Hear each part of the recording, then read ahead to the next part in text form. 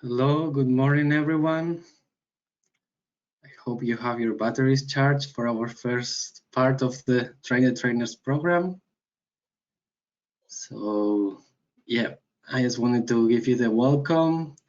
We only have 2 hours today for a lot of new concepts and ideas, so it will be quite concise, but I'm sure you will really like the program because it's really interesting and will give the floor for further knowledge and further capacity building in the future. So first of all, I would like to present you to our ICLEI team speaking today. We have Karsten Rottweiler, myself, Yeleni Maña, and Alice Daniela Torres. And I would like to start giving the floor to Karsten for giving us to the welcome to this workshop. So Karsten, please, when you wish. Yes, thank you very much. Thank you, Julian. I would like to quickly address all of us for this important matter. We are convening here the kickoff of the Train the Trainer program. I'm personally very excited to be part of it, as I'm very fond of the concept of Train the Trainers. If I may say so, it's a concept that looks very much into the knowledge that we all hold between each other individually, and which we are able to bring together now to a concise, through a structured way, through a concise process. So it's a joint effort from us all to provide our insights, to share our insights, our experiences on methodologies, how to engage stakeholders, how to reach those that are hard to reach, to reconvene here in this setting, to discuss knowledge of state-of-the-art on energy poverty in particular, and energy transition in the wider perspective. So also here the framework conditions that are different in each country and also different in the European sense. We are able here to exchange arguments and prepare us for more to come. So to say, I think the Green Deal and the European ambition to take this wider picture now quickly on climate neutrality to achieve climate neutrality by 2050 at the latest will put a lot of pressure on many stakeholders, on households that are poor already. There will be lots of pressure here, accelerated as we want to accelerate climate ambitions and our energy transitions. So here the importance to take care of energy poverty, to address energy poverty in particular, is very very important. And potentially the local green deals that are to come are and should be shaped also in the way that we take on those vulnerable households deliberately. So that's why we are here for, I think. There are many aspects which we will look into as part of this program. We will let our online library grow with the knowledge that we are gathering here. We will let our tools be more precise that we are able to offer, and by that have fun, get inspired in order to inspire others. Thank you very much. Having said so, I would now also like to hand over to Harris Douglas to say some words here. Thank you. Thank you, Karsten. Thank you all for your participation, and ICLEI for the organization. I'm really glad to kick off this Train the Trainers webinar. At NTUA, we are a research institute and university, and we develop tools, but the main idea is to use the tools. So we would like, this is the first step, to roll out what we have developed till now and to create the critical mass trainers that will be able to address then to a massive, let's say, environment, what we have been working all this time. So I'm really glad to hear all the presenters and see this first reality check of our tools. Thank you very much. Thank you very much, Harris. Thank you very much, Karsten, for your words. And now, before actually starting, I would like to let you know some housekeeping rules for GoToWebinar. So first of all, of course, if you have questions, you can ask them. But as the time is very limited, we would like to receive those questions in the question and answer section that you can find in the right panel of your screen in GoToWebinar. And we will forward these questions to the speakers. Also let you know that you will not be able to unmute yourself unless we allow you to do so. So maybe if we see a question worth saying out loud, we could unmute you, or if something is not clear. Also, please note that we are recording this session. So if you don't want to appear, please don't turn on your camera. And after the online session, you will receive an email with all the relevant material from the session and a survey for you to fill. And please, that all the training material is now in Microsoft Teams available. So now, as I'm sure that everyone slept very well and you have your batteries charged, but just in case, we would like to start with a little warm-up. So please go to your browser in your computer, or maybe just take your phone, access slido.com, and put this code you can see here, 43365, so that you get a bit warm up with a little questions that we prepared. So now I'm gonna show you the Slido screen, and yeah, I would like you to start going there. I think this is gonna be interesting. Let's see if people can access already. So you can see here, right? It's slido.com, and this is the code.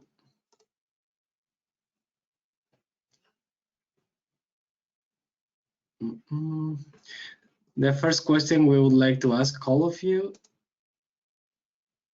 is, from which country are you connected? So let's see how diverse our group is today. Okay, the words that appear bigger means that more people have voted for that word. So we can see that right now Belgium is winning. Seems like we have someone from Latvia, a lot of people in Spain. Okay, Spain is winning now. Basque Country, Spain. That's where I'm from, actually. Belgium, Greece, Croatia. I had a lot in Germany too. Okay, great. I see you are really committing to this. 25 people already voted. This is great. Hungary. Okay, Greece is winning now. I guess our partners from Greece are here. Yeah, great. Okay, 28. Greece and the Basque Country. Wow, that's surprising. Great. I think we can now move to the next question. Oh, still some votes here. Okay, definitely Greece wins. Now we will, as we are talking about energy poverty, we would like to get into this topic deeper. And now, so that you can see that energy poverty is not such a strange thing, we would like to know which of the following energy-related problems are you facing actually in your homes or maybe in your offices. So you can think you can pay too much on energy every month. I think many people relate to that. Yeah, the house is too warm on summer or cold in the winter because the system is very old, or not knowing really how much energy we consume because the information system is not very clear. Wow, okay, so I see many people have the house too warm in summer. I think this can be related to all of these people connecting from Greece or Spain, right? We have that in Southern Europe. Okay, I'm paying too much on the energy bill. Okay, that's interesting to know. Thank you. And now we jump to the very last question. We would like you to describe in one word what the POWERPOOR project means to you. So I think this can be very interesting, just one word, so that we get these ideas. in the word cloud. Challenge, opportunity, empowerment, great. Okay, challenge is winning. Education, commitment, hope, training people. This is centering people. Okay, empowerment is winning. Sounds good to me. Challenge, hope, opportunity, education, commitment. Well, and we have other interesting ones over there. Empowering, helping, inspiration. Okay.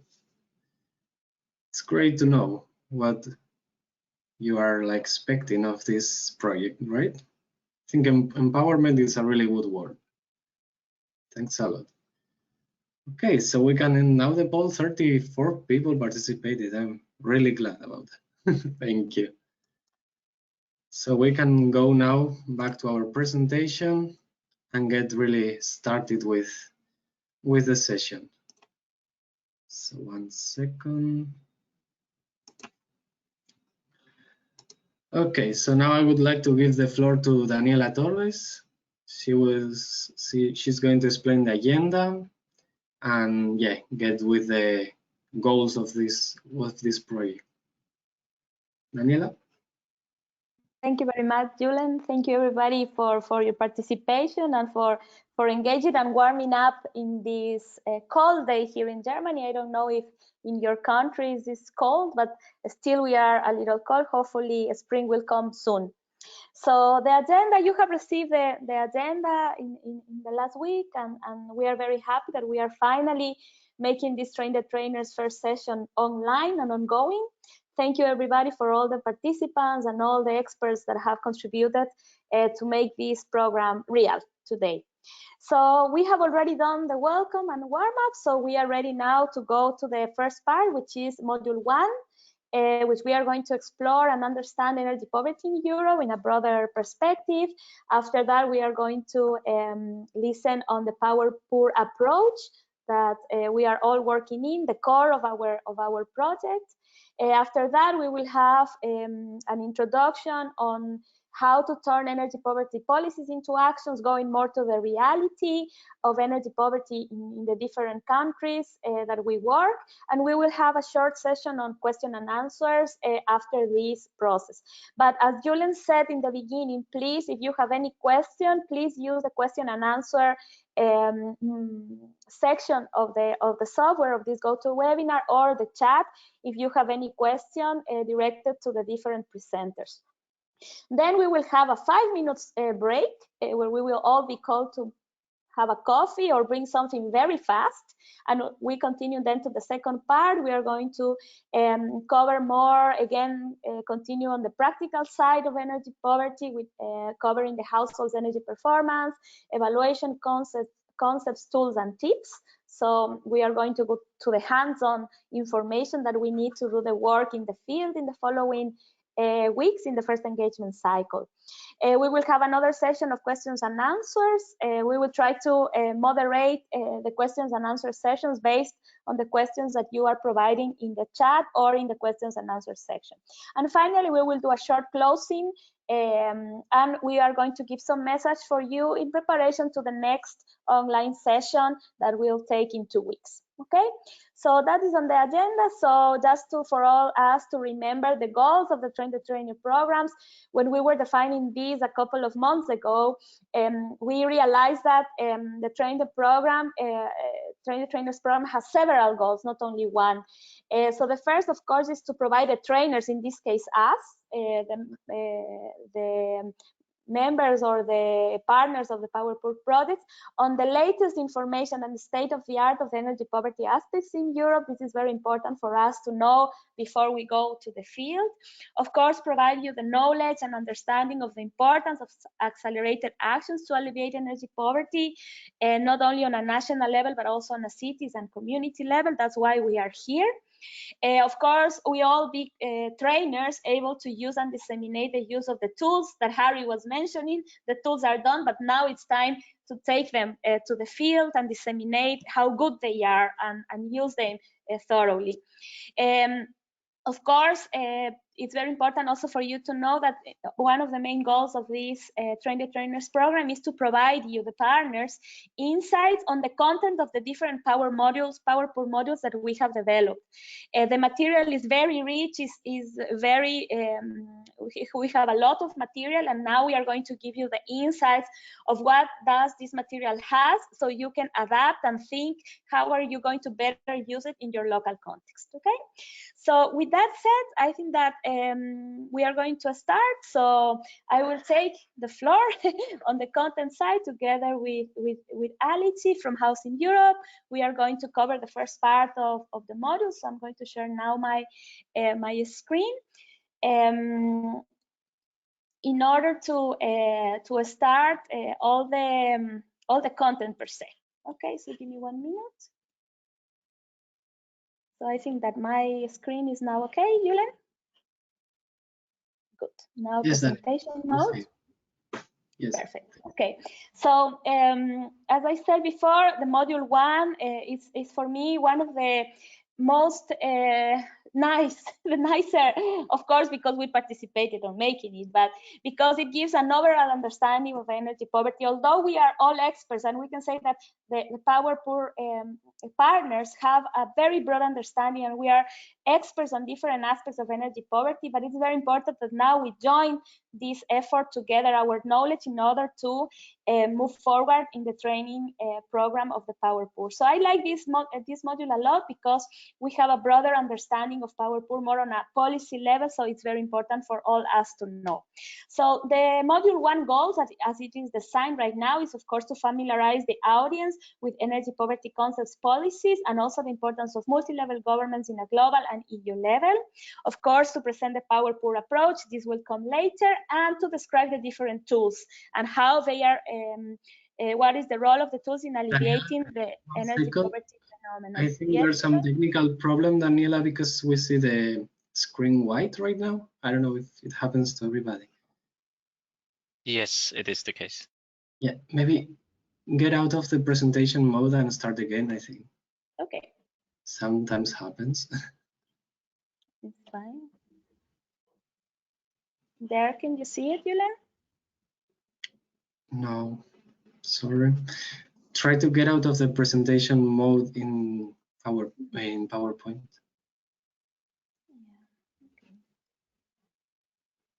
Okay. Yeah. Now it works. Now we see it. Now it works. Can you see it now? Yeah. Which slide are you seeing? Understanding energy poverty. Perfect. Okay. Yes. So, so just to let you know that we are going to cover 4 things together with Alice. First, this issue of the concepts that we already know, but at the end, there are several concepts around that we need to understand. Then we will give you an overview of the global energy poverty agenda. We will share with you some numbers, and of course, we're going to cover the energy poverty landscape in Europe. So, well, this is just a motivational terminology on what is energy poverty. So we can see it as an adequate warm, cooling, lighting, and the energy to power appliances are essential services needed to guarantee a decent standard of living of citizens' health. So we have known about different subjects and different concepts of energy poverty. We have included here 2 concepts that most of the European organizations and institutions are using. We have this concept that is defined as a set of conditions where individuals, households are not able to adequately heat, cool, or provide other required energy services in their homes at an affordable cost. And we also have another concept that we have to interiorize that is related to the inability to realize essential capabilities with the use of energy per se in the different household level. So to make it a little more in the context of energy poverty, has different applications. Now we can have energy poverty when we talk about electricity, when we talk about heating, also when we are talking about cooling, and also cooking. Even there are some general energy poverty concepts related to even access to modern forms of transport. So it's very important that we understand that energy poverty is a broader concept that we have to interiorize and apply to the reality that we are facing. This is a video. You will be invited to see the video. You will have access to see a video here during the train the trainers. We will not be able to access to it. But then the final message I wanted to transmit to you is that energy poverty, of course, we are in a European context. We are more aware of what's going on. But on a global level, also energy poverty, energy access is taking a broader relevance in several levels. Of course, the Paris Agreement, in the national determined contributions, the commitments that countries have to do, energy poverty is an integral part of these plans, should be an integral part of these plans. There are several platforms of sustainable energy, including energy access and energy poverty. We have the Sustainable Development Goal number 7 that addresses specifically energy access and energy poverty. We have, when we talk about local management, the Global Covenant of Mayors has recognized energy poverty as one of the key pillars of the different developments. And then we have the COVID-19 pandemic that has worsened or has make it a little more challenging the energy poverty problems in the different parts of the world. So in this context, we have to be very clear that there are several actors and key stakeholders that are participating in the energy poverty landscape. Here you can see a small map of the different stakeholders. This comes from a report from the Joint Research Center of the European Commission, where they identify that the energy poverty has several actors that have a specific role, whether the developments for projects are on a local level, regional level, and also if it's driven by different actors like the public or the private sector. So, and then to finalize, we know that here in Europe, we have these numbers that sometimes touch our heart. No, there are several countries that are more affected by energy poverty. When we talk about adequate heating in the different countries, here we can see that Bulgaria, Lithuania, Cyprus are really facing challenges. Here you can see that most of the countries that we are in POWERPOOR addressing is taking more these countries are more affected. And then when we talk about the affordability of energy, of course, there are some countries that are affected more. So with that said, I would like to give the floor to Alici from Housing Europe to share what is the framework here in Europe per se. Alici, please. Thank you very much, Daniela, and good morning, everyone. I think Daniela in her presentation has already made it very clear that energy poverty is a complex issue that has different aspects to it, with several stakeholders involved, and something that it's perceived as a challenge at different levels, from the global to the local level. I will focus now on the European framework, which is also quite complex and integrated in itself. So I think at this stage, without going into too much details, it's important to think of the European framework as consisting of first and foremost regulation. So we have the EU Clean Energy for All Europeans package that includes 6 different pieces of legislation. I will not give details on this, as it will be discussed further in Module 2 later on. Correct me if I'm wrong. So besides the European regulation, there are also policies that are actually encouraging tackling energy poverty throughout Europe with different tools. A European Green Deal is a very recent initiative from the Commission that includes a renovation wave that is supposed to actually support renovation of the housing stock of buildings with an aim to help tackling energy poverty. There are also initiatives that are related to gathering and spreading knowledge on energy poverty. First and foremost, the Energy Poverty Observatory, and we will say a few words about that later in the presentation. But also very important, there are programs from Horizon 2020 that support research and innovation in the field, and this is also how the POWERPOOR project is indeed financed. So in a way, it's the framework reference for our project. And last but not least, very important, the Covenant of Mayors was already mentioned before. One of the pillars is dedicated to access to sustainable and fair energy for all. And we will hear more details on the Covenant of Mayors later on in Module 4. So maybe next, Daniela. The Energy Poverty Observatory, it's a very important initiative. It was started with financing from the Commission in 2016, and the project ran until 2019, but it will be now going into a second phase or a second step to constitute a European advisory hub on energy poverty that will include, of course, the continuation of the very useful online platform that has been set up, and also an advisory role specifically to local authorities and municipality. Talking about indeed this online platform, it's something quite impressive because it's the biggest web portal dedicated to energy poverty, where you can find a number, really a range of different tools and indicators to help better understanding this complex phenomenon. And it's also a first initiative to really bridge a gap between academia, knowledge, policy making, to really come up with solutions for this common challenge. Next.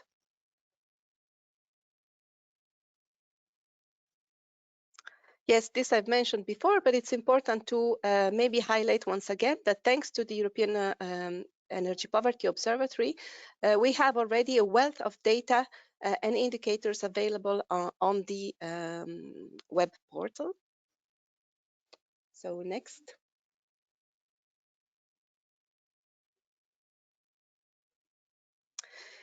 Also very important to mention, POWERPOOR was financed indeed thanks to a Horizon 2020 call dedicated to mitigating household energy poverty. At the same time, other 6, let's say, sister projects were financed. And of course, it's very important to see how we will interact with the other projects. And to this goal, a mapping has been created and is available on the Teams repository of POWERPOOR. Also very important to keep in mind that there are certain overlaps in terms of teams, but also in terms of countries that are covered by the different projects, and this is why we want to keep an eye on the full picture. So maybe next. This is just to highlight the fact that before this call, there have been other Horizon 2020 calls related to the issue of energy poverty, and this is why we also would like to capitalize on existing projects that are already concluded. This is one example, the Assist Together project, that we found particularly interesting because it had a strong focus on empowerment of citizens to a more sustainable energy consumption pattern. Next. So I think also very important, everything that we discussed today is available through online through different platforms, especially through the POWERPOOR online library. And we will leave references to each of the projects mentioned after the meeting. So I think with this, I will conclude 1 minute in advance my part of the presentation, and I will hand on the presentation to the next session. Thank you very much. Thank you very much. Yeah. Yep, we have no questions. As I can see, everybody's a little shy. Even though we have the warm-up, we have no questions. So please don't forget to put any questions regarding the presentation or the content so we can address it properly. We are a group of people here ready to answer any questions that you may have. So that's all on our side. So hopefully Alicia and I will be able to have more questions later. So thank you very much on our side. Thank you, Julian. Thank you, Daniela. Thank you, Alicia, for this introduction to the energy poverty and in the European context. It's very interesting. And now we are going to move to the second part of the first module with the POWERPOOR approach. So I would like to give the floor to Eleni.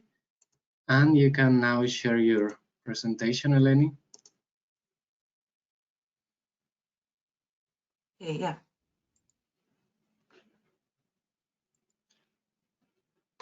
Is it okay? Yes. Okay, great. Okay, hello from my side as well. Ooh, okay. Okay, I'm really happy because I got the screen sharing on my first try. So I will be talking about the POWERPOOR project and especially the POWERPOOR approach, and a little bit more details on the tools, which of course we will be describing further in a later slot.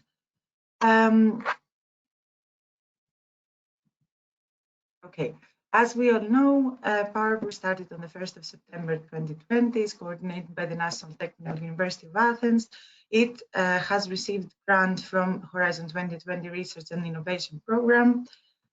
We are 14 participating partners from 11 countries across Europe, and of course we have 8 pilot countries, namely Portugal, Spain, Greece, Bulgaria, Croatia, Hungary, Latvia, and Estonia. And of course, POWERPOOR aims at being an empowerment project, as the word in the initial quiz showed also. We aim at supporting citizens suffering from energy poverty and empowering them to become in the center, to come to the center of the solution, take matters into their own hands, and try to enhance their position. This will happen through implementing either energy efficiency interventions of small scale or of large scale. When it comes to large scale, we will be proposing innovative financing schemes such as crowdfunding or the establishment of energy communities and cooperatives. And of course, we are going also with softer measures such as behavior changes. The energy poverty alleviation support schemes that will take place in the 8 pilot countries, as Daniela said before, are countries that are in need when it comes to energy poverty, are going to actually put the citizen in the center of the solution and empower them to change and enhance their circumstances. How this will happen? The POWERPOOR approach is quite inclusive. So in the 3 years the project will take place, we are going in the preparation phase to develop tools and develop training materials that are going to be modular, as you can understand, and easily customizable to the different needs of each country.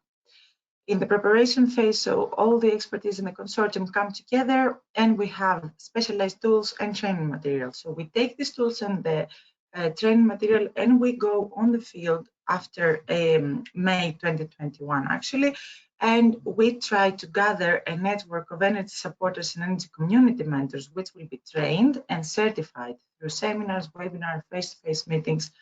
These energy supporters and energy community mentors are going to be gathered through an open call, and of course through the participation of the expertise of the national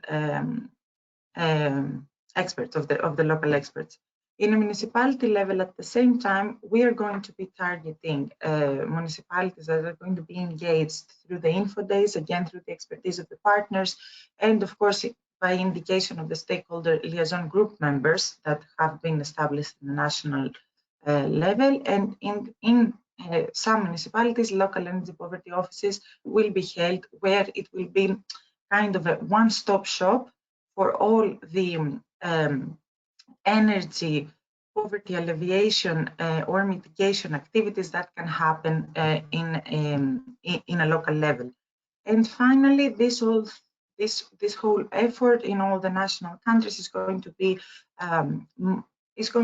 be presented in a policy recommendation in an EU level, and of course in policy recommendations in national levels, and national roadmaps indicating how to tackle the phenomenon. And of course, we're going to establish the POWERPOOR Alliance, which has as a main aim to actually maintain the whole POWERPOOR approach after the project's completion, and of course replicate the results.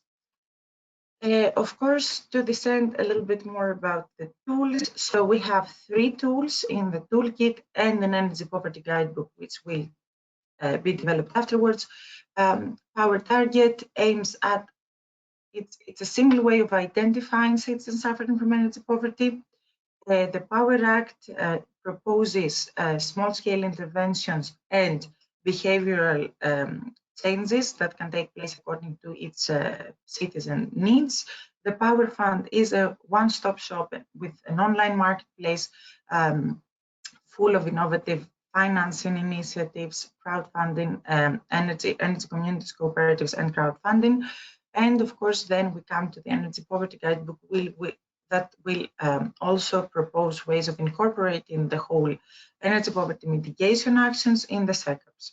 At the same time, we have the modular training material that in the first module have to do a lot about the concept of energy poverty, because we are going to be addressing people that may or may not have heard about the concept. Module 2 has to do about policies that are in place in European and national levels.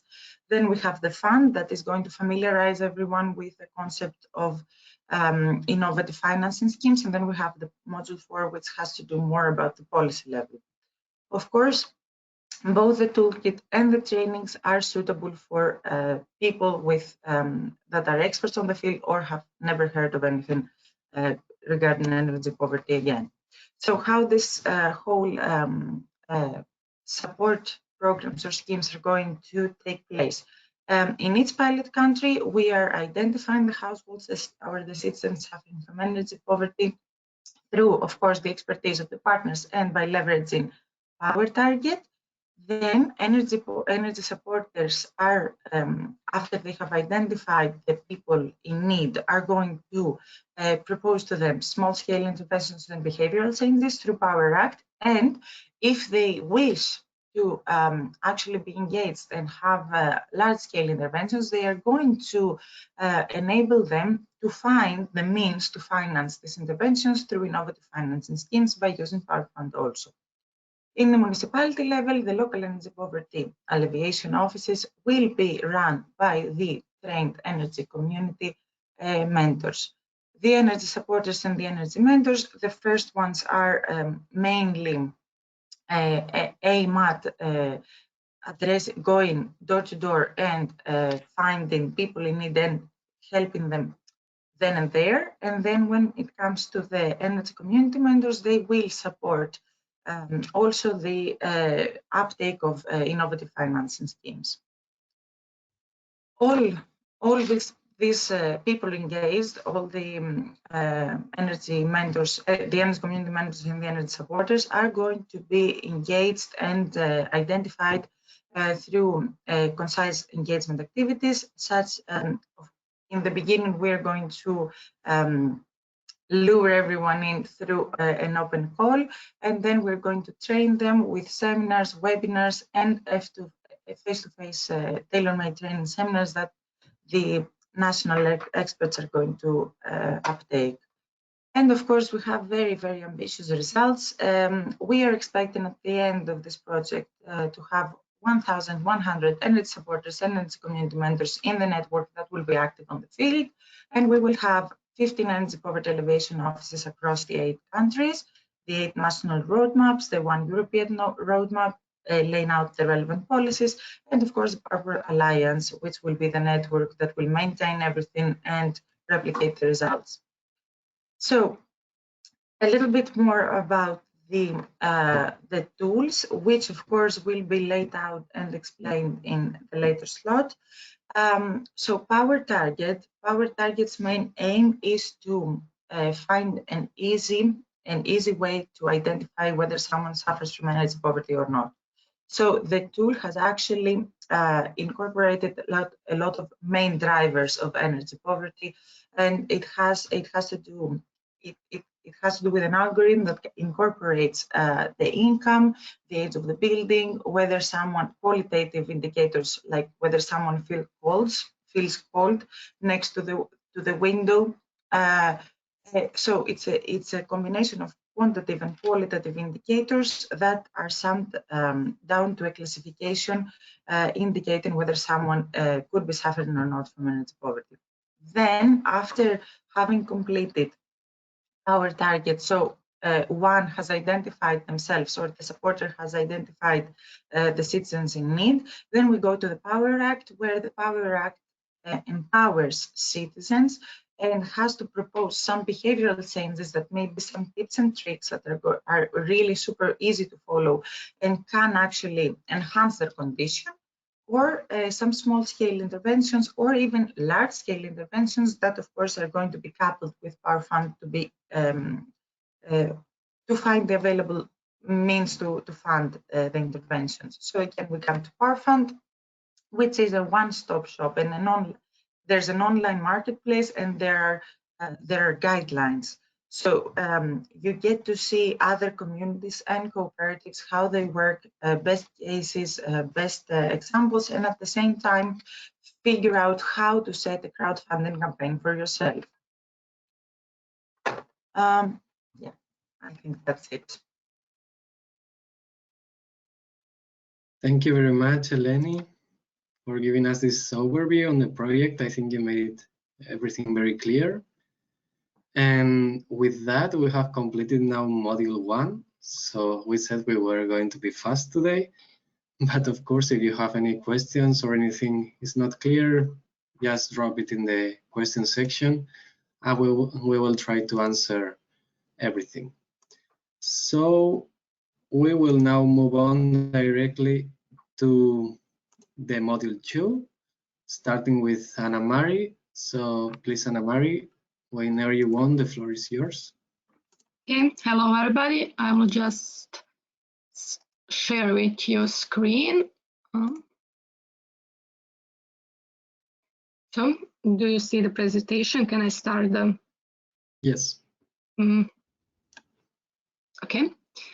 So, yes, the concept of the presentation changed. We start only, do you see me? Do you hear me? Do you see my presentation? And then we start the traditional way, like I'm Anna Mari Majdanjic. I will present you the module 2, working on the ground with energy poor household and policymakers on lowering energy poverty levels.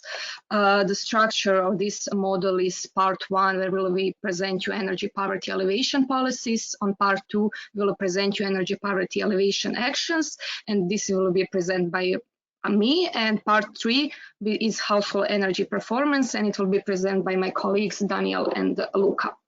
And we will do a short model summary. So the goals of this model is to identify the types of energy poverty elevation that policies and measures are developed by different stakeholders, and also to provide information for trainees, supporters, and mentors on information on tips and tools to improve household energy performance. As a part of one, content is types of and categories of energy poverty. Then we have key energy poverty elevation on EU level. And then we have the summary of all national policies and best cases studies from each partner. So the first one, we will like to, maybe we know, but our supporters and mentors doesn't know how the European Union function. European Union is based on the rule of law, and this rule of have to achieve some objects, and these objects are achieved by 2 main types of law. This is primary and secondary law. This primary law is EU treaties, and after that we have this body of law that comes from the principles and objectives of these treaties, and they are known as secondary law, and they include all these policies, regulatives, directives, and so on. But if you want to know more about that, you can see this link below this on this slide, and it's really a good explanation of each of these policies, and you can really check it out. It's really good definition. So also we have found this energy poverty handbook from 2016, where the policies are reflected in different types of measures. So we have these 4 measures, like in financial intervention to support payment of bills, additional customer protection for users in energy, and also energy efficiency programs, the information and raising awareness. So all these measures are identified, and it's identified over 280 measures. So it's really good to check it out in this also link that I put it down. Maybe you can see it how it's done for your country. Also, these all policies are implementing on different measures by different stakeholders. So we have government and national, regional, and local. We have regulator, we have public and private agreements, and we have also civil society, the private and public utilities. As a second part of this part one, we have done the mapping of the list of energy poverty elevation policies at EU level. We have mapped seven policies, and all of these are described in some kind with words like energy poverty, elevation energy poverty, lower income population. So we have this directive of International Market for Natural Gas Directive, on Energy Efficient Directive, Directive of Energy Performance of Building States, regulation, and we also have Directive of Internal Market for Electricity, promotion of the use of energy renewable sources, and this renovation wave that is actually mentioned in Module 1. So each of these directives is possibly implemented in your country. I think that all of these 7 are implemented in Croatia. So as a part one, last part is summary of policies and best case studies. This is part that is not finished because we are doing it because we need information for our pilot partners. It will be done in the future, and you will get the email what we need to have from you to identify and make the analysis of best policies, best case practices, studies based information gathered from partners. So how we will do it? Actually, in part 2, we have this energy poverty elevation actions, and we have done it only for Croatia. In the future, we'll do it for Latvia, Greece, Bulgaria, Hungary, Portugal, Estonia, and Spain as a pilot country. We'll do the policies, best action, best practices, and active energy poverty projects. So I will present you Croatia here. In Croatia, we map like 14 policies that are connected to affecting energy poverty. I will only present you only one here, and this is first one. As a European, we have also like this pyramid, and Energy Act is like primary law, and after that we have maybe like 30 other policies that are body of this Energy Act, and one of them is a regulation on monthly allowances, etc. I will not read this whole name because it's really awfully long in Croatian and in the English also, but the policy is really, really good. In short description, it's co-financing of electricity cost a maximum of 200 kunas per month. It's about 26 euros per month for vulnerable energy customers according to some criteria, and it's handled by the local welfare centers. And how we get that money, it's like from the solidarity fee paid by electricity customers from the household energy in the amount of 1.13 kuna for each kilowatt of electricity consumed. And if you know few slides, previous slides, I show you the energy poverty handbook and the measures, how they are categorized. And here is the additional customer protection and financial intervention. So this is from these 4 categories. And we will present them, all these 14 policies. They are mostly in financial intervention and additional customer protection. And also we will show them the future strategy and plans, because some of these, because we are now in the part when the first European financial period finished from 2014 till 2020, and we have this new one, 2021 till 2027, and we have good programs in the first period, and probably they will be continue in this new period, and they are especially popular, this program of energy renovation of family houses. And we have also public call in 2020 about for the citizens of energy poverty and renovation. So it's really good to them for know what is in the future plan, because all this will be probably implemented while the POWERPOOR project will be continue. So this is also the slide of the future plans. Second part is the part where we present best cases and best practices. The idea is to present all the cases and all the actions that are somehow connected to the targeting energy poor cities and doing some action, helping them, or so on. So we have mapped about 6 case studies in Croatia. I will also present you only the first one, and it's the fair solution for better community. It's a project that was from 2018 till 2020.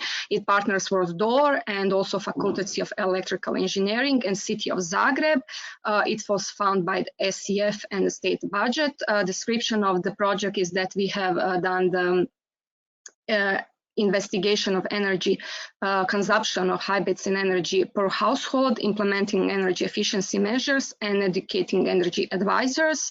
So the idea is that we made policy proposal for the city of Zagreb to combat energy poverty and develop the model for calculating energy consumptions. Impact was that students performed energy audits and they visit 102 energy per household in city of Zagreb.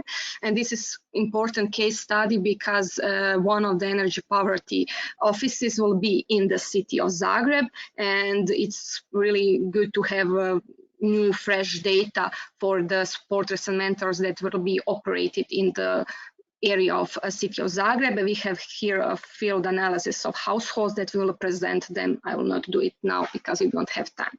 So we will present them also all these case studies that we have mapped, and they are connected energy poor households or energy poor citizens, and we will present them as a part. They are mostly NGOs project, but they are not only DOOR's projects. We have mapped other organizations that have done something similar in Croatia. So for the last part, I will present you active energy poverty projects. Something is also mentioned in the first model 1. We want to present them that our supporters and mentors know what is going on in their country. So we have 5 big projects in energy poverty: POWERPOOR, NPOR, EmpowerMed, SocialWatt, and Engager. I will present you only this first one, NPOR, Action to Mitigate Energy Poverty in Private Rented Sector. It's project that starts the same day as the POWERPOOR. It's also Horizon project.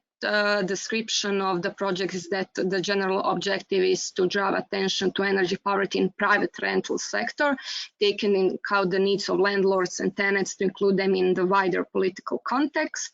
For Croatia, we will present that the pilot city will be Velika Gorica, and we will target so-called free-based tenancy that include 2 separate families household in the same house.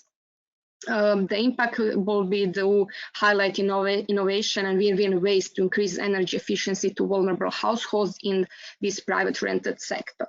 Also, I will mention that all this NPOR and PowerMed, SocialWatt, and Engager project, for the Croatia, in PowerPoor project, we will target cities like Zagreb and Osijek. In NPOR project, we will target city Velika Gorica, and then Power project, we have target city of Zadar. And then you see the list of biggest cities in Croatia. All these 4 cities are in top 6 city of Croatia, and we have like 1 million people that can be scoped in this part, which is 1/4 of the country. So for me, that's all, and part 3 will be done by my colleagues, and if you have some question, just ask me. So this is it. I actually finished 4 minutes earlier.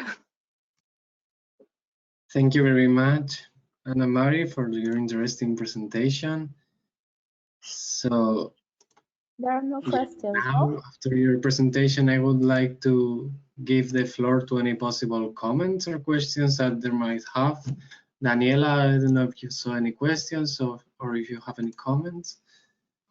Well, I think we have one question. Then give me 1 minute. Yes. Yeah.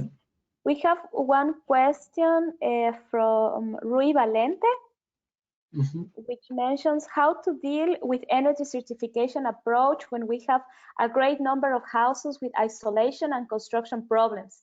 For most people, it's very difficult to conciliate legal obligations with energy efficiency questions. I don't know if, Anna-Mari, you would like to answer this question briefly? I think that we will target it in part 3, where we do the, yeah. It's true. I think that it is a very, very important thing because Rui, after we will go to really how to address energy poverty when we are on a household, visiting a household. So that we will cover in the second part. But I think that one of the most important things that Anna Marie has shared with us is that it's very important on a country level to understand the European and national energy policy framework in order to identify how energy poverty can be addressed properly. And I think that Anna Marie has shown now the vision of Croatia, but it's very important that all our partners carry this exercise in their own territory. As of now, within the different deliverables of POWERPOOR, there's specifically one deliverable that is addressing this. So this will be, how can I say this? The module will be adapted to the reality of each country. Okay, but it's very important for us to understand that it's important to analyze from a broader perspective. Sometimes we just do an analysis from our scope of action. For example, ICLE, we do the analysis from the local city perspective, and sometimes we can forget the community level, or we can forget the national component. So it's very important that we understand all the framework. There's one question, or another question for Eleni. Okay, Eleni from Carson, which says, how will POWERPOOR source data? Who will provide the data in the tools? That is a very good question. Hi again. So the data, the tool needs information from people suffering from energy poverty in order to identify them. We do not use an approach of finding data in data sources available from municipalities or energy providers, maybe. We go to, you will be seeing later in the explanation of the tool exactly what goes where. The main idea is that with a really simple way, whether if you have the one energy bill, or maybe the annual consumption, or maybe the annual cost, we can train the supporters that go there to fill in the blanks of the tool, and it can have a very an estimation that it's not random. It's a good estimation, and it can tell whether someone suffers from energy poverty or not. So it's not for the part of the recommendations afterwards. Maybe there will be also comparison with national data or data available in Eurostat or in the National Statistical Services. But in the beginning, we're just going to gather everything on site, hopefully. Hope this helps for now. George will say more in the future. Okay, very good. We have another question for Anna Marie. Anna Marie, have you found support programs in Croatia that provide energy efficiency and renewable energy technologies to the households to alleviate energy poverty instead of subsidizing the energy bill? You are muted, Anna Marie, please.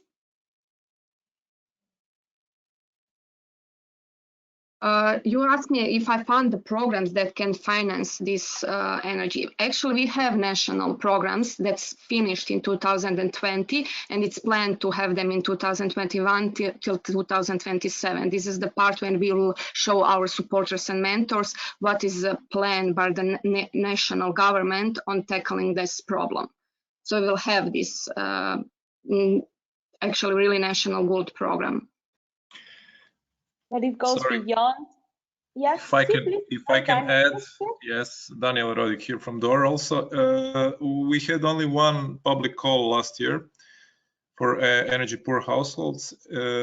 Call was issued by National Energy Efficiency Fund, which usually gives subsidies for energy renovation, and this subsidy was in amount of 100% for energy poor households.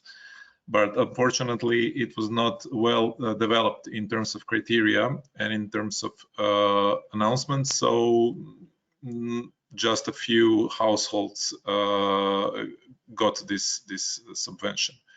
So we are hoping, as Anna Marie said, that this program will continue, and then we can affect with our contribution in terms of criteria, in terms of describing what is energy poverty, what those people need. Mhm. Okay, very good. I think that I have no more questions. So, Julian, what is the next step now? Thank you very much, Anna Marie, Daniel, and thank you for the questions to everybody. Okay, thank you to everyone. That was a great question session. And now finally we have the coffee break. So let's say we have just 5 minutes to quickly grab a drink or walk a bit if you need to do so, and see you here back just in 5 minutes. In 5 minutes, thank you. Thanks.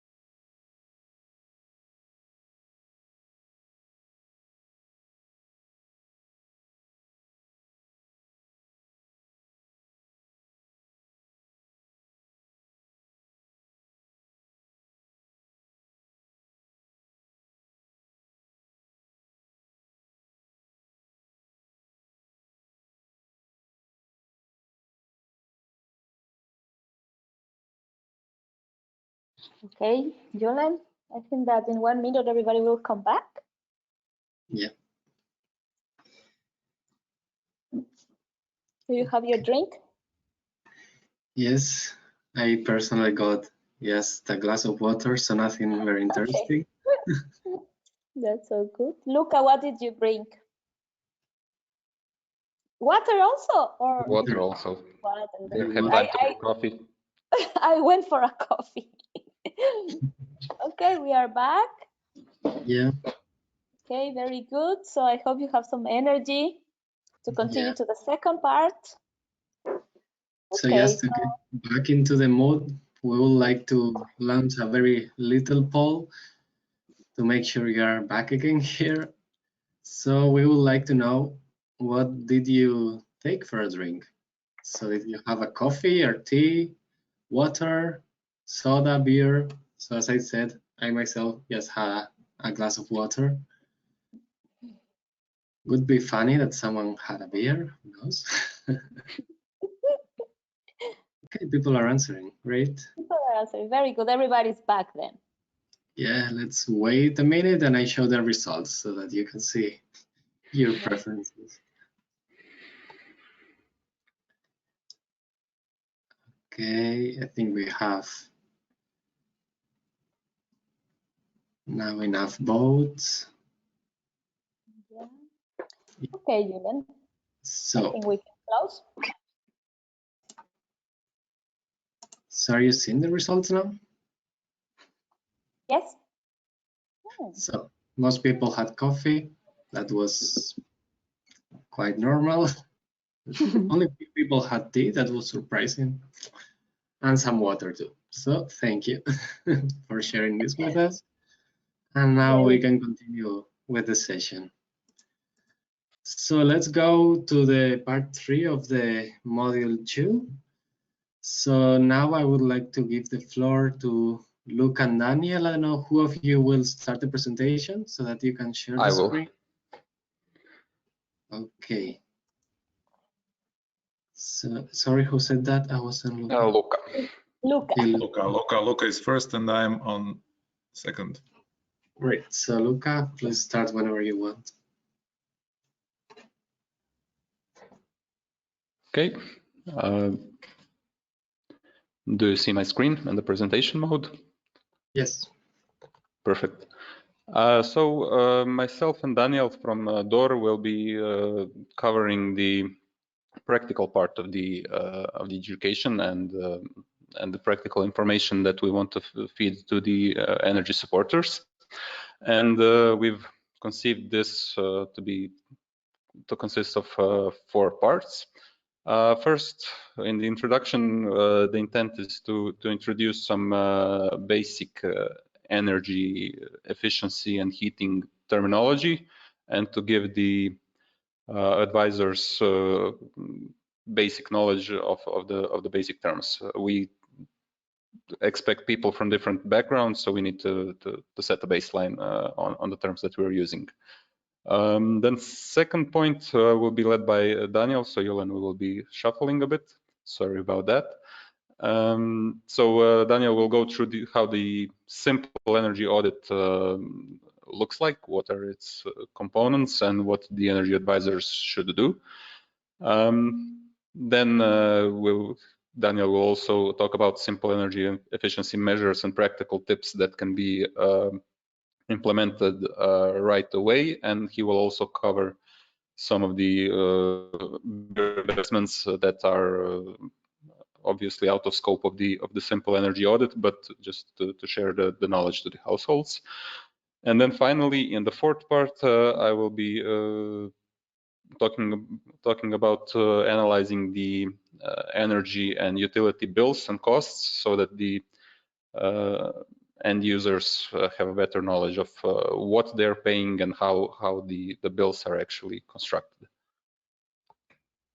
So on the theoretical part of things, so I will go through the presentation rather quickly. The intent here is just to show the general content here. It will obviously go into much more depth when actually presenting this to the energy auditors, energy supporters, sorry. So the basic term that really everyone talking about energy efficiency and energy poverty needs to know on the technical side is the energy in terms of kilowatt hours.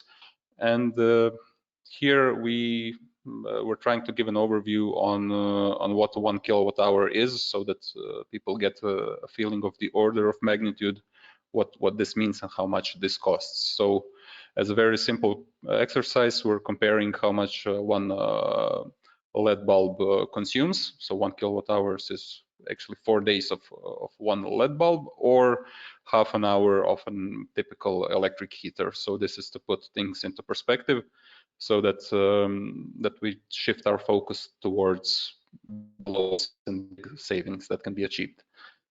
Also, as part of the initial plan, we need to look at, we're planning to show a typical home in Croatia, how much energy it consumes, and what are the areas where savings can be achieved.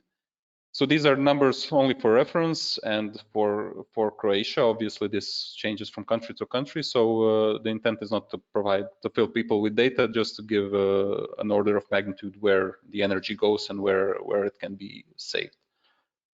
And there's an also important measure that we have available for Croatia. Again, each partner country would need to find the data relevant, is on the energy consumption per square meter. So this is a sort of a universal, easy to understand measure. Then we would, since most of the savings can be found in heating system, we would go through the typical heating methods. So again, just to backtrack, heating is the most pressing issue. We don't have as much issues with cooling. So this part is heavily focused on heating. So this might be a bit different for example, Greece or some warmer countries. So here we are giving an overview of the heating technologies. Again, data for Croatia, and the idea is to give the advisors an idea of what is being used and what they can expect when talking to people. So here we present what kind of heating technologies we have. So direct heating, the stove or fireplace, and furnaces with central heating systems.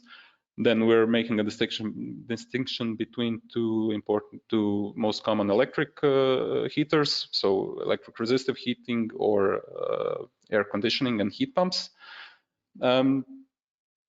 In general, we're not focusing on the high-tech systems like air heat pumps or solar systems, because this is something that's very unlikely to be found in energy poor households. So the idea is not to talk about state-of-the-art technologies, but about what energy poor citizens are likely to have. Then we're also going through natural gas as a very common fuel source in Croatia, district heating, and light distillate oil, which is basically one form of diesel, which is again also very prevalent in Croatia. Then we've made an overview of these different technologies, just again to put things into perspective and to give an order of magnitude of units that are being used, rough costs for kilowatt hour as universal measure. And then we've outlined just high-level features for each of the technologies, which we found to be important. And we've also added a safety consideration column here. Again, in energy poor households with old and unmaintained systems, this is something that we feel it's important to outline. We've dug out the levelized costs. So these are the costs with taxes and all. It's the point is not to have exact figures, but just the order of magnitude to see what ratio are we talking about, so that somebody can see that okay, wood is can be as 4 times cheaper than the electric resistive heating. So in this table we've covered all most common heating types, and the idea is again to give an overview and to spend much more time talking about this in the actual presentation to the advisors. Then the idea is to cover some basic energy efficiency considerations and the most important things when the most important characteristics of the home. So we have terms like thermal insulation, thermal mass, air tightness, heating system efficiency, and also we've given here an overview of what are the order of magnitudes of these losses and heat streams. Again, this is a typical house. For Croatia, numbers are going to be very different depending on the type of dwelling, but just to give a high-level idea of what are the most important and biggest factors. We're also introducing concepts like geographic orientation, shape and form factor of the building and neighboring dwellings. So these are things that we cannot influence. So we find a house and it's situated somewhere, and somehow it's not like we can change this, but we're aiming to give an overview of energy efficiency in heating systems. And not to be too technical, but two important concepts that we found, important to be included here are the concept of the thermal bridge. So this is something that results in some very practical issues in households. So these are the places where the heat actually escapes. So as you can see on the diagram, even if you have a well-insulated wall, if the concrete slab is uninsulated, you can lose a lot of energy through that. And then these points are the hotspots for condensation and generation of mold. So we're also emphasizing here the importance of ventilation. We're giving a theoretical background on how to avoid mold. So with this, I would hand it over to Daniel to go into more practical things. So you, yeah, perfect. Okay.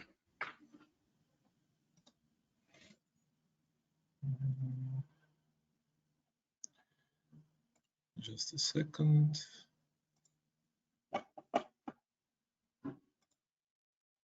Okay, I hope you can hear me and see the slides.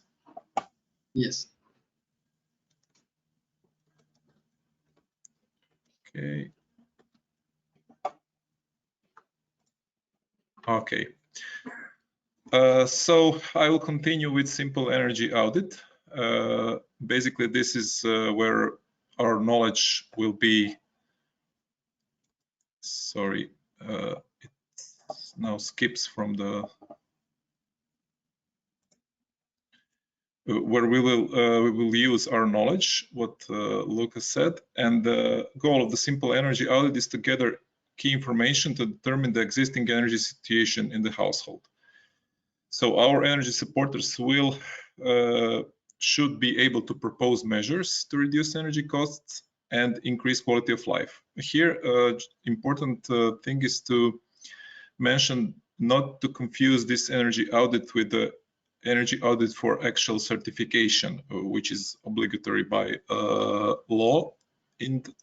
For example, in Croatia, if you are selling a house or if you are renting a house, you have to have energy audit and certificate. So this is not this type of certification.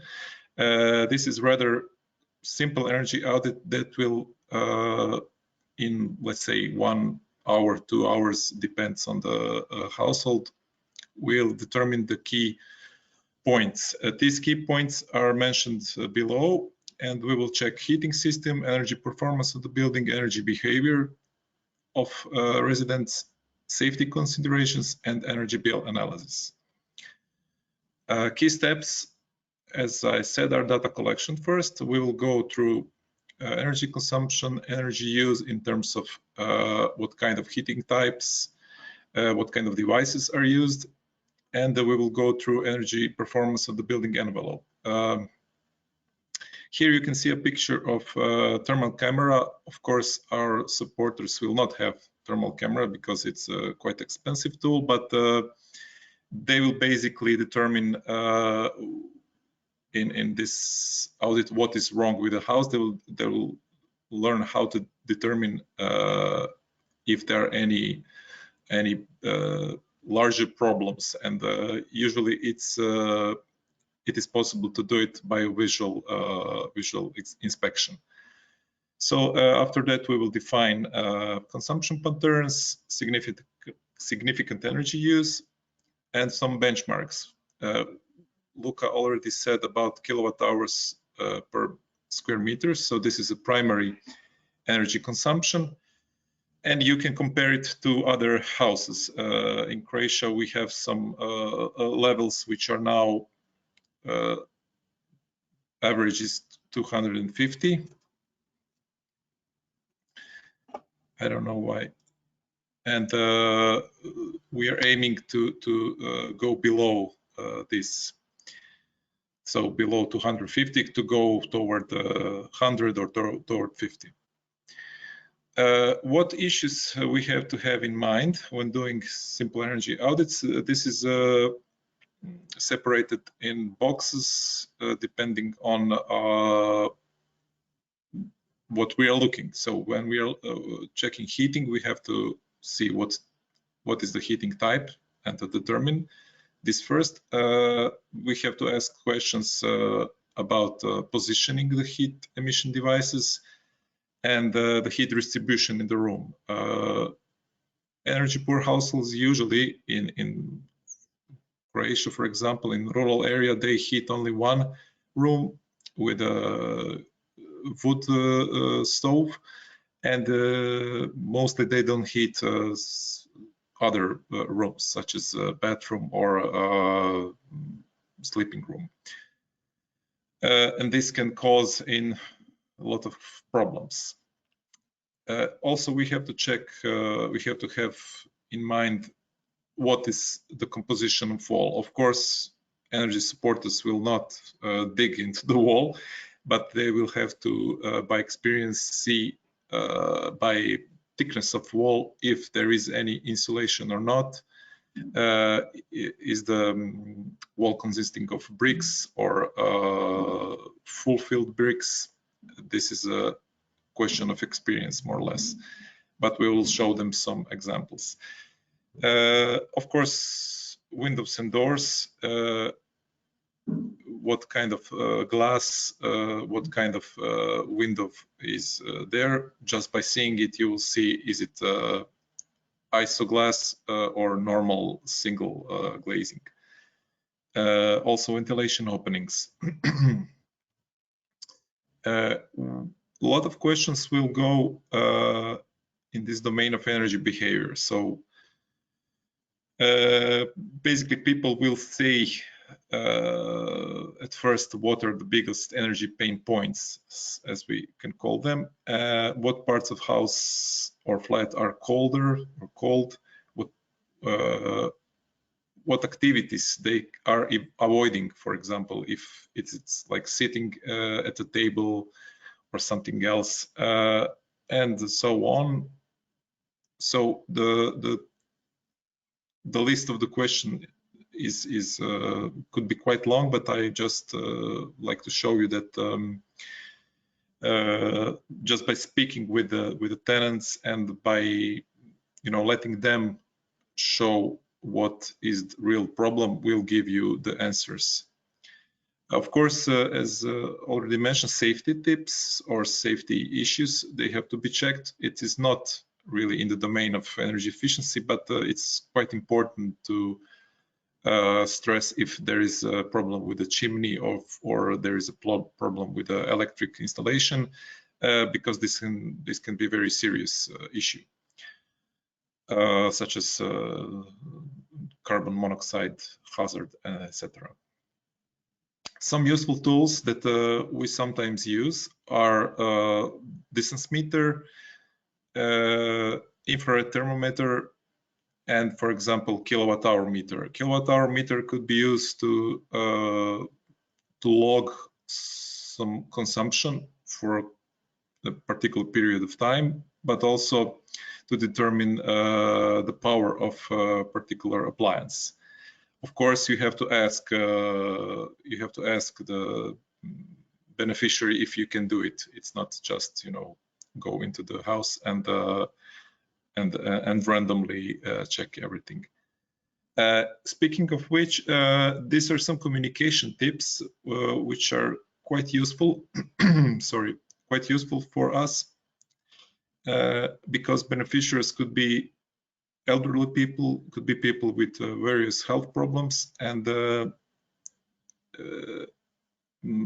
supporter or person who will enter the home have to know some things when before entering. So this is a list. I will not read it now, but for example, it's quite important not to enter the house prior to invitation, which is considered to be some basic behavior, oops, again, or repeating that the energy visit is free of charge. Usually we had quite bad experience when people saw us and they thought that we are selling something. I don't know why this is constantly bringing me back to the main screen. So I'm not in the PowerPoint. It's okay, place. Daniel. Anyway, Daniel, you have two more minutes, please. Yeah, I'm just finishing. I have a lot of things. So I will now go into the energy measures and practical tips. So this is how to save energy. We have to ask how to reduce total energy consumption. We have to find significant energy users, as I said, and find thermal bridges. So this is something what we spoke about. Energy renovation is a long-term approach, but you will see now the measures that are not considered to be energy renovation. So when we are speaking about energy renovation, this is example of passive solar retrofit, which will bring consumption down to 15 kilowatt hours. And in order to do that, we have to maximize solar gain. We have to maximize thermal insulation, use of wasted heat, etc., and minimize solar gain in cooling season, and so on. Energy renovation, which is more appropriate for a family house in terms of investment, is innovation that will bring consumption to 90 kilowatt hours. Large investments are, as I said, thermal insulation of outer envelope, energy efficiency of windows and doors, heating systems, and thermal system, solar thermal system. Okay, these are the examples and prices for thermal insulation in Croatia. So this will be adapted in each country. Also, the payback period depends on the investment, of course. This is a simple payback period, so not a simple one. Also, already we said things about moisture and thermal bridges. I will not repeat it. Something interesting that we can mention is natural materials that can increase sustainability. Not in terms of energy efficiency, but in terms of total energy consumption in the life cycle. So anybody interested in that will maybe choose these solutions. When talking about energy efficiency, windows and doors, also we have here investment. It's an average investment in Croatia and payback period. As some examples, on the left picture, you can see actually one household windows from an energy audit, how it looks like. So these are windows in very bad shape. This is an example for heating system. We have here two measures. So one is a pyrolytic biomass heater, and other is a pellet heater. So also the prices are for Croatia, and the saving source also for Croatia in terms of heating oil savings. This is one example of rocket stove heater, which maybe is not something commercial, but it's compared to the ordinary heater, ordinary stove here on the left picture is much more efficient. So ordinary heater is efficient like 70%, and this one on the right is like 95%. Okay, solar thermal system. This would be interesting for all of us, I think, particularly southern countries where this is normally used for heating the sanitary water. Investment is average for Croatia and annual savings also. So this have to be adapted. The graph shows what are the coverage of solar system per year. So what we can get from the solar thermal system in terms of total energy needs for heating the water. Another measure which is not simple, but maybe we'll think about it, and it's good to think about it, is photovoltaic power plant for own supply. So this is something that will cover the own consumption in energy household. On the right picture, you can see the coverage also. So how much of the energy is average consumption and average production. So in the middle, you can see the gray area is covering. And just to go briefly through the small and medium investments, standby appliances. When we check the household, usually we can see a lot of standby consumption. So these are TV, DVD, or any electronic appliances. Sometimes they have to be turned on, so we cannot advise them to turn them off, but some appliances can be actually turned off and we can save some energy. This is something what we usually do as a first aid for household draft proofing and reflective foils. It's really cheap and can really bring comfort, thermal comfort in the household. Also LED bulbs, not quite big investment, and with a short payback period when you change them with ordinary bulbs, which is basically now the legal obligation. And this is good to mention, a new energy label for energy appliances. Instead of A+, and so on, now we have a uniform A to G energy label, and this is something that also when choosing appliance with a higher energy label, we can save energy. And of course, here we can explain to our households where they can save and why they can save it. And the last is a little bit about water saving devices. So we call them aerator or perlator, some small device, quite cheap, that can save water. This is something about heating practical tips. I will not go through this, but it will be adapted also for each country. So what to take into account when advising. Okay, this is for electricity, sanitary hot water, practical tips, and installation and building envelope. Okay, and home appliances last, as I mentioned. Thank you, Daniel. Just to mention to all our partners that all the practical tips will be adapted to all the local context, no? So yes, yes. This is a list of what we can think of, and of course, each of you can adapt it and fill it in. Okay, so now Luca will continue. Thank you.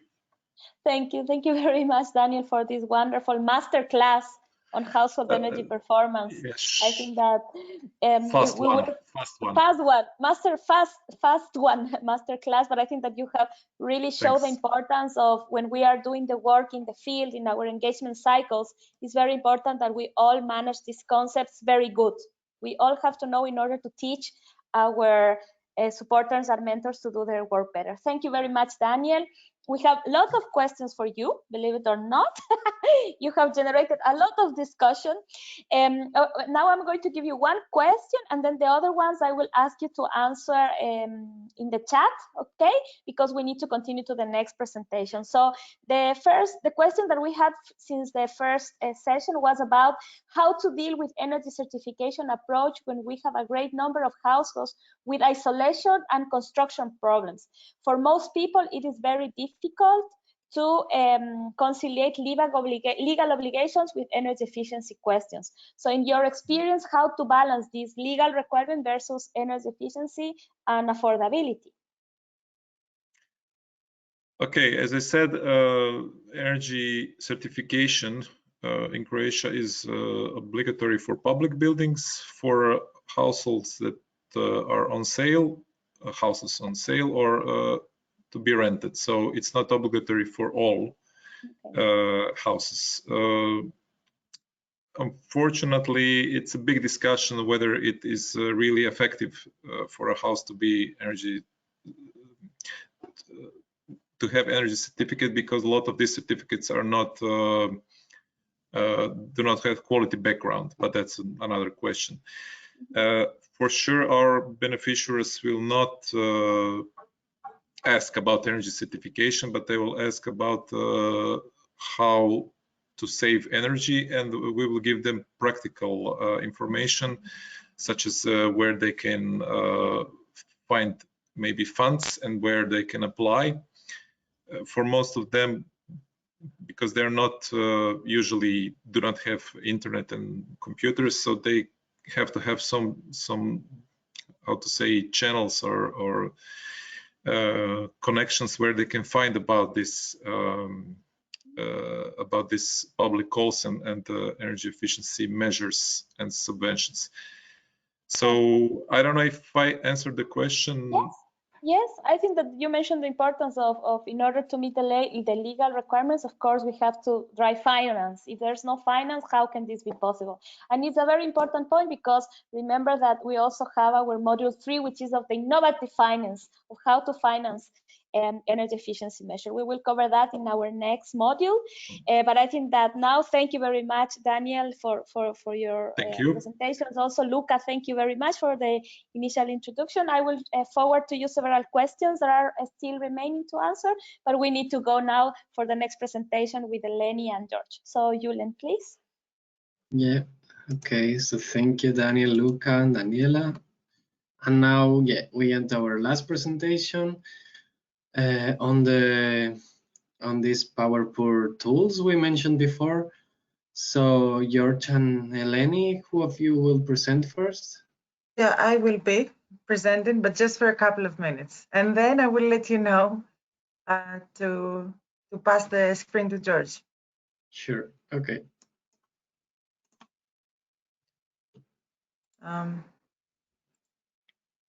Okay, now you.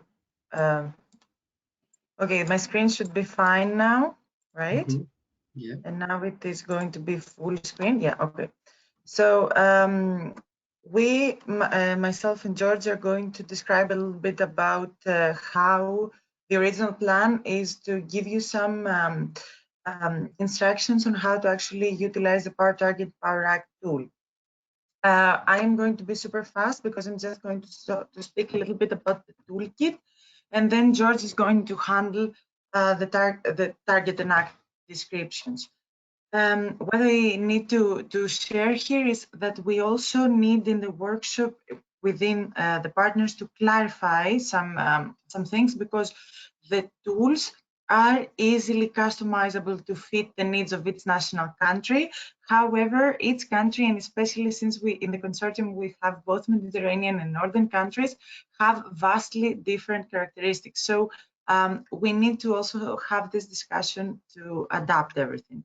So Initially, about the POWERPOOR toolkit, it's one place where all the tools will be gathered, and it is a standalone tool and can be used by itself, but is also accessible via the website. So one can access the tool via this bar here on top of the website, or in the homepage of the website.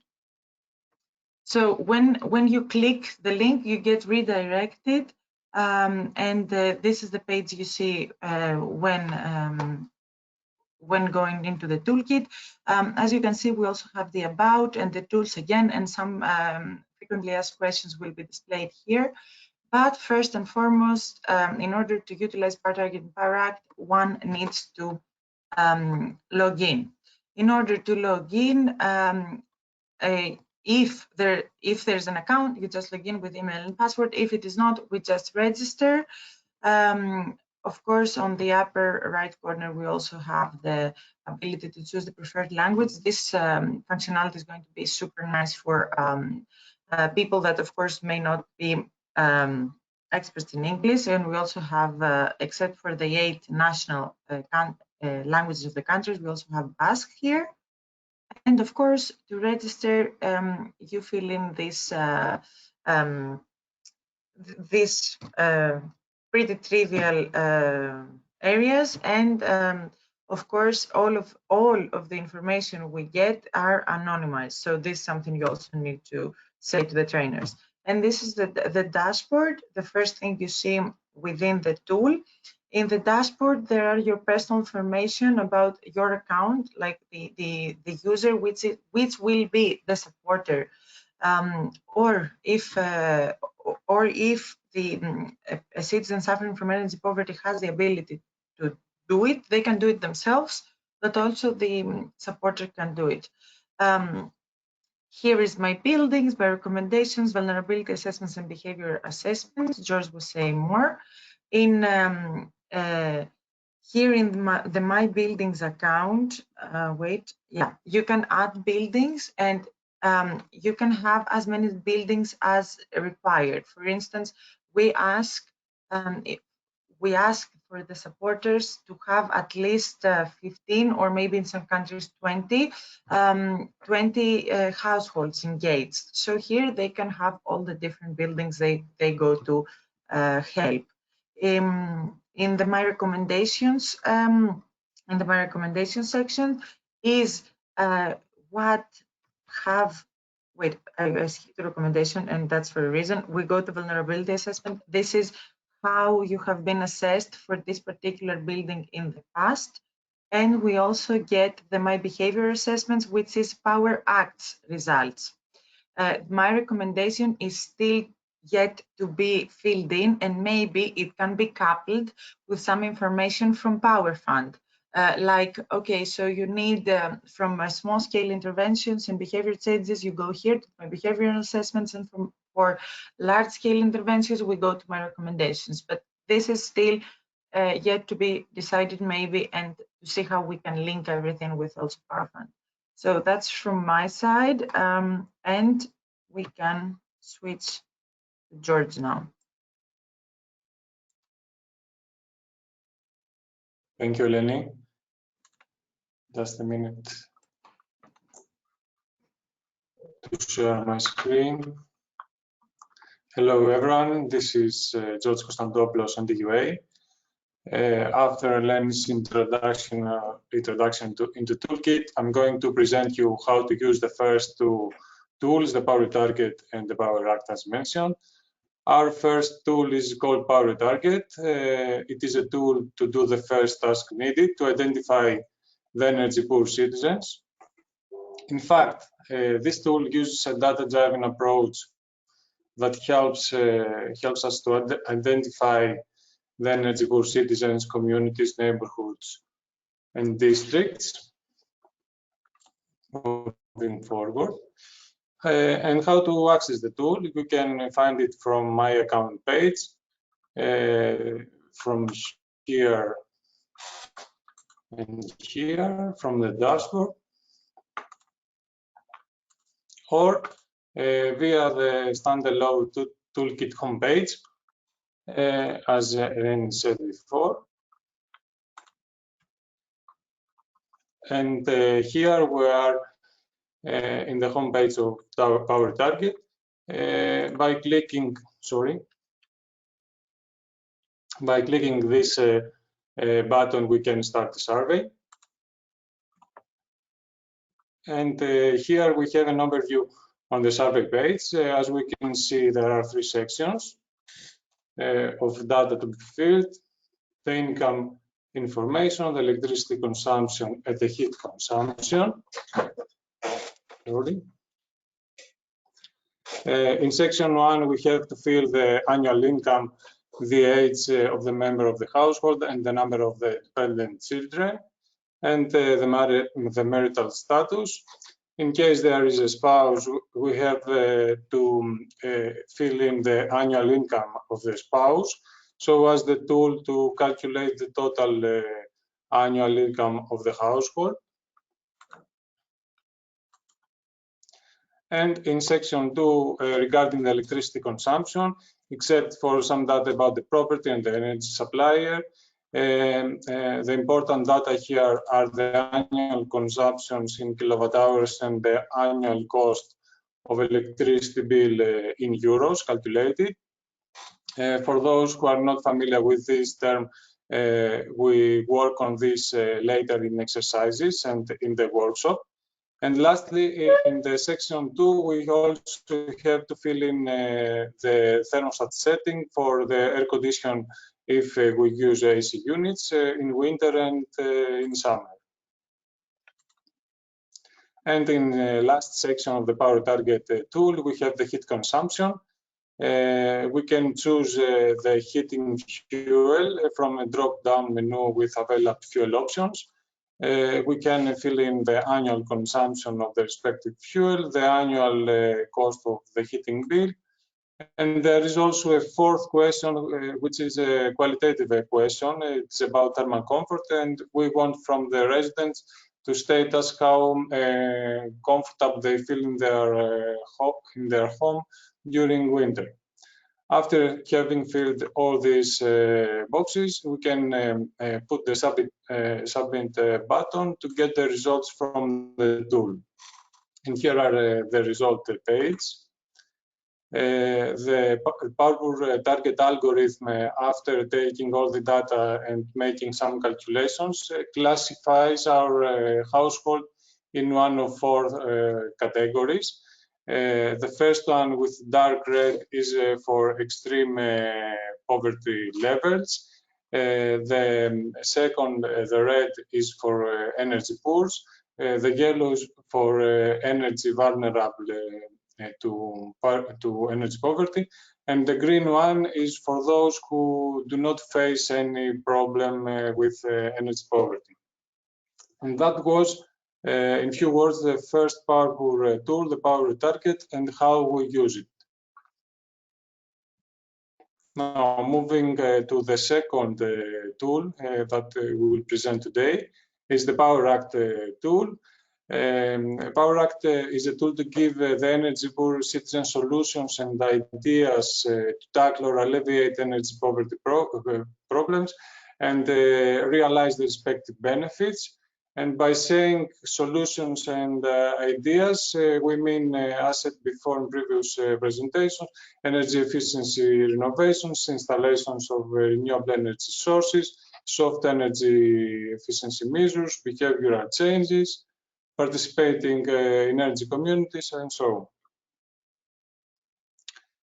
on. We can access the Power Act tool in the same way as before in Power Target from our account page, from the dashboard or the red box, or via the standalone homepage for the toolkit, as you see again here. This is the first, the homepage of the tool. By clicking the Start Assessment button, we can initialize the tool. And this is the page of the Power Act survey. Here we have 4 sections of data to be filled, as you can see. The first one is the building information, the second the heating, the third, air conditioning operation, and the fourth, electric appliances. Regarding the section 1, we put here the property size, the name of the electricity supplier, the number of the members in the household, and the cumulative hours spent at home. What does it mean? If we have more members in the household than one, we have to add the cumulative hours spent at home and fill in the total number of the hours for all the members. If, as Len said, we have more than one apartments or buildings here, we have to choose the one that we want to do the assessment. In section 2, we have the heating, the data for the heating section. Also here, we have to choose the fuel we have in our household. There is a drop-down menu, and there are options here. We can put the consumption of the fuel regarding our first choice of the fuel. For instance, liters for oil. Here in the third box, we put information about the thermostat settings. In the boiler service box, we put information about boiler maintenance. And we have also a fifth questions, a qualitative one again as in Power Target, about thermal comfort. Here we want from the residents to assess how comfortable they feel near their houses' openings in contrast with other areas of the house. Moving to section 3 in air conditioning operation, we give data about whether we use air conditioning units and when we use it, in summer or in winter or not at all. Information about the maintenance of the filters of the air condition and the thermostat settings both for winter and summer. And in the last section, section 4, we give information about the rest electric appliances that consume electricity. We have fields for the lighting bulbs, for the water heating, and the rest appliances and how, sorry, something happened with the presentation. We see it correctly. Okay, something in my computer then.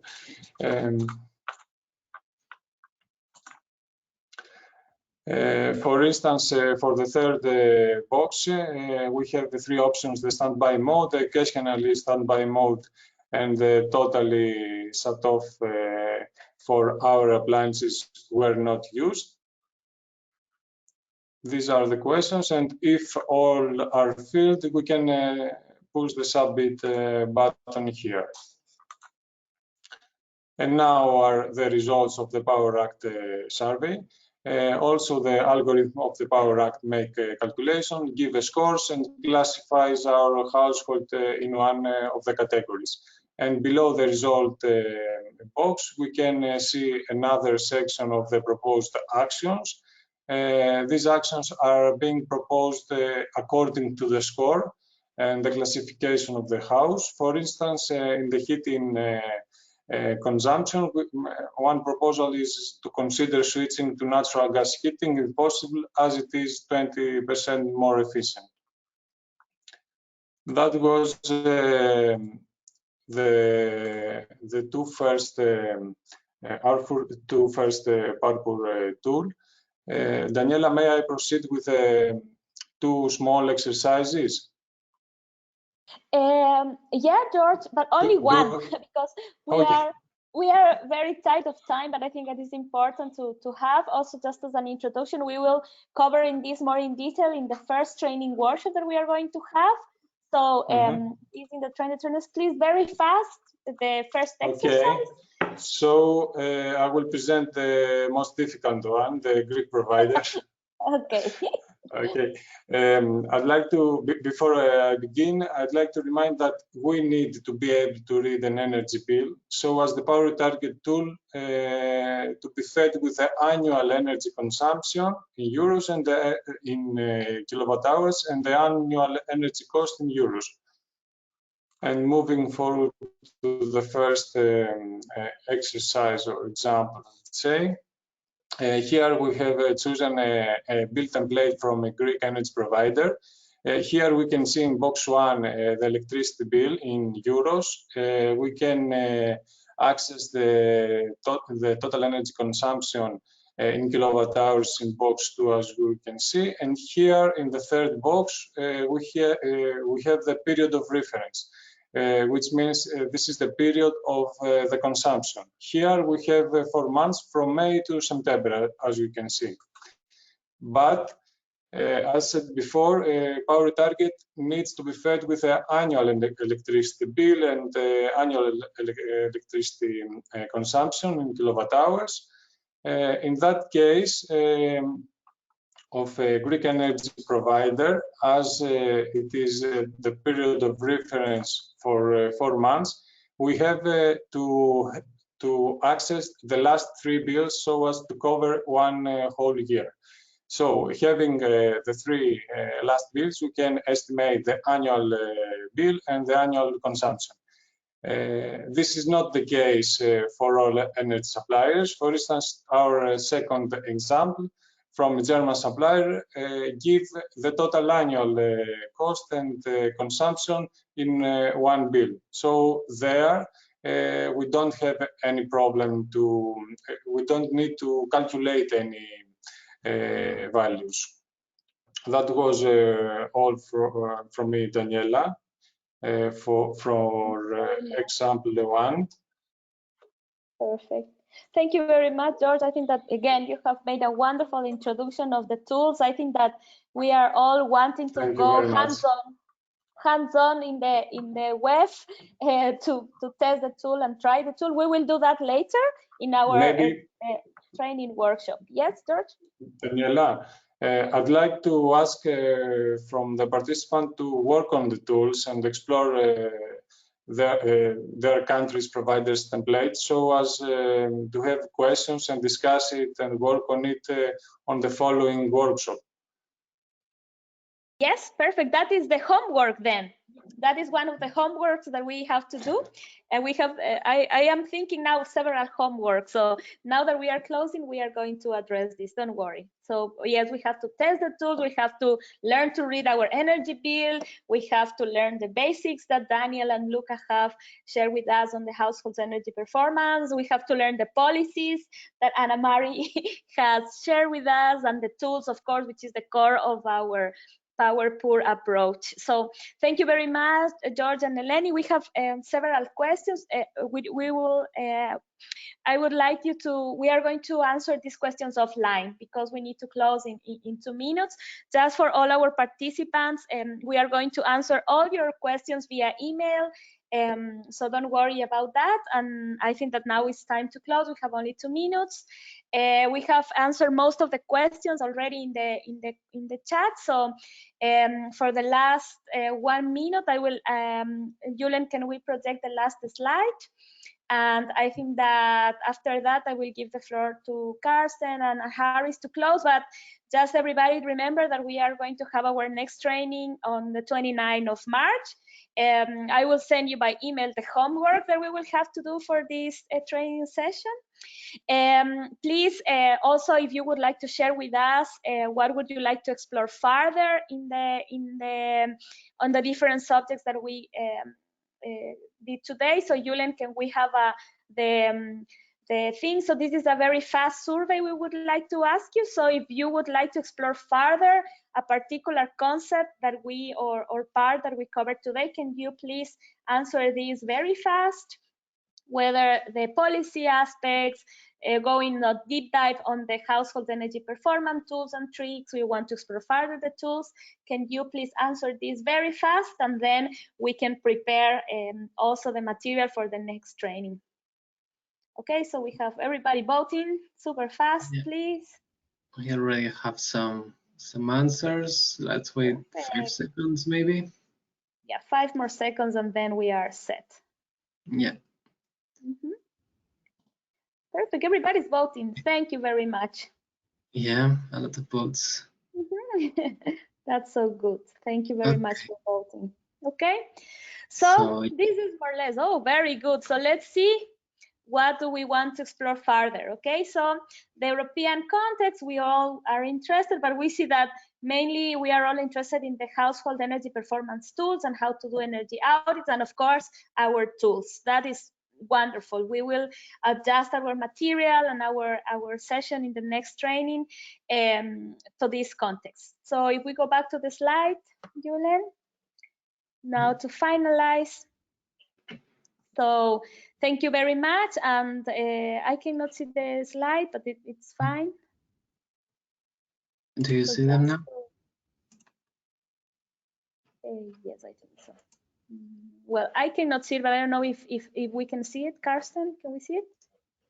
Yeah. Now. Okay. So yeah, and the final thing is that you are going to receive a survey of how the process was done. This is the first time we are doing this, so hopefully we meet your expectations. If not, we will be happy to receive positive feedback, only positive and constructive feedback, and to have everything ready for the next session. Thank you very much to all our presenters, also to Julen for this wonderful support, and all the team. And now I would like to hand over to Karsten and Harry to say goodbye and ready for the next session. Yes, thank you, Daniela, the mastermind of this training program. Thank you, Julian, for being the master of ceremony here for this training. I hope you had a lot to learn here with this glimpse. It was a very dense training session indeed, but more to come and more to explore in detail. Please contact us as well individually if you wish, so that we have a proper chance to follow up and engage you if you wish so. Thank you. Over to Harris. Thank you also. It was indeed a crash course, very intensive. We have also some homework, all of us. And let's keep up the good work and the offline discussions till our next training. Thank you. Thank you. Thank you very much. Have a good day. Thank you all our presenters and experts. Bye-bye. Talk to you next time. Ciao. Thank you, everyone. Bye. Bye. Thank you. Have a nice day.